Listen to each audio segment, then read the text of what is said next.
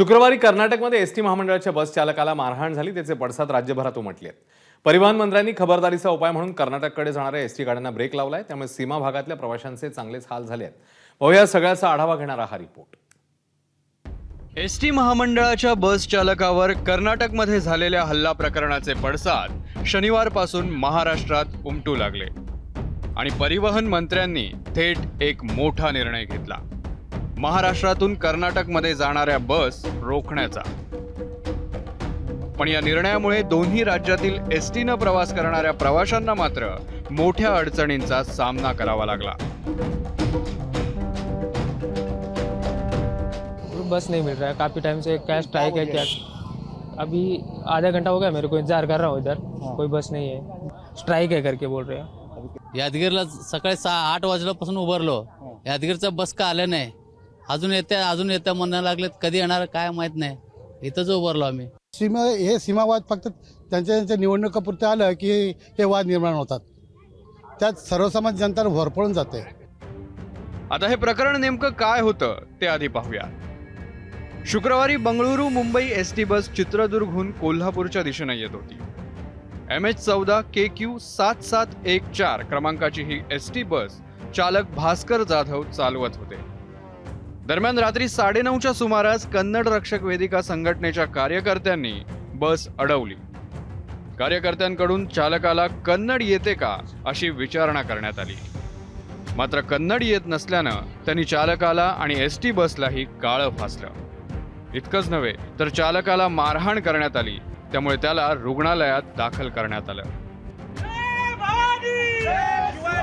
या हल्ल्यामुळे महाराष्ट्रात संतप्त प्रतिक्रिया उमटल्या। पुण्यात घटनेच्या निषेधार्थ आंदोलनं करण्यात आली। यावेळी ठाकरेंच्या सेनेचे कार्यकर्ते आक्रमक झाले होते। आमचा इशारा समजावा, हे आता तात्पुरता स्वरूपात समजा, हे सुद्धा गाडी पुण्यात नाही जाऊन देणार नाही, गाड्या फोडून टाकू।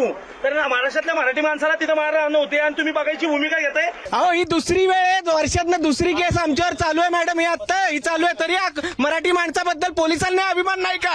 आज हा आम्हाला बघायला मिळतोय, पोलिसात अडवतात आम्हाला या गोष्टीत की कर्नाटक बद्दल एवढा अभिमान का पोलिसांना? त्या ठिकाणी आमच्या एसटी चालकांना काळं फासतात, त्या सगळ्या गोष्टी तिकडे चालू आहेत। आम्हालाच का अडवतात? शिवसैनिकाला साहेब अटक करू नका, माझी तुम्हाला विनंती आहे साहेब, यांच्या सगळ्यांची धोपडा मला काही करू द्या, त्याशिवाय आम्ही जाणार नाही। या सगळ्या प्रकरणाच्या पार्श्वभूमीवर सुरक्षेच्या कारणास्तव महाराष्ट्रातून कर्नाटकला जाणाऱ्या एसटी बसेस रोखण्यात आल्या।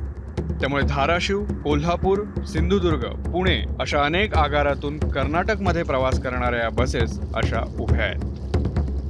जे आंदोलन ते म्हणतात त्या आंदोलनात 40 लोकांची यादी आहे जेलमध्ये गेलेल्यांची, त्यात मला एकनाथ शिंदे यांचं नाव कुठे दिसलं नाही। माननीय उद्धव ठाकरे साहेबांच्या मंत्रिमंडळात असताना त्यांच्याकडे सीमा प्रश्नाचा आणि सीमा भागाचा विशेष कार्यभार होता, तेव्हाही गेले नाहीत। जो हमारे लोगों के ऊपर हमला करना, हमारे स्कूलों को बंद करना, मराठी स्कूलों को बंद करना, हाँ मराठी जो लिटरेचर की वहाँ संस्थाएं हैं, मराठी साहित्य संस्था वो बंद करना, ये क्यों चल रहा है फिर? तो ये क्या हो रहा है वहाँ? इसीलिए देश के गृह मंत्री और देश के प्रधानमंत्री ने दोनों राज्यों के मुख्यमंत्री को बुलाना चाहिए। देवेंद्र फडणवीस साहब जो मुख्यमंत्री हैं, कर्नाटक के मुख्यमंत्री से सीधी बात करनी चाहिए। आजवर सीमा भागातील संघर्षात सर्वात आधी टार्गेट केलं जातं ते एसटीलाच। कन्नड रक्षक वेदिका संघटनेकडून याआधी अनेक वेळा अशा घटना घडल्या होत्या। राज्य सरकार या मुद्द्यावरून अनेकदा आक्रमकही झाली, पण कर्नाटक सरकार जोपर्यंत सहकार्य करत नाही तोपर्यंत ही परिस्थिती सुधारणार नाही आणि त्यामुळे प्रवाशांना मात्र अशा प्रकारे ताटकळत राहावं लागेल। ब्युरो रिपोर्ट, ABP माझा। ABP माझा, उघडा डोळे बघा नीट।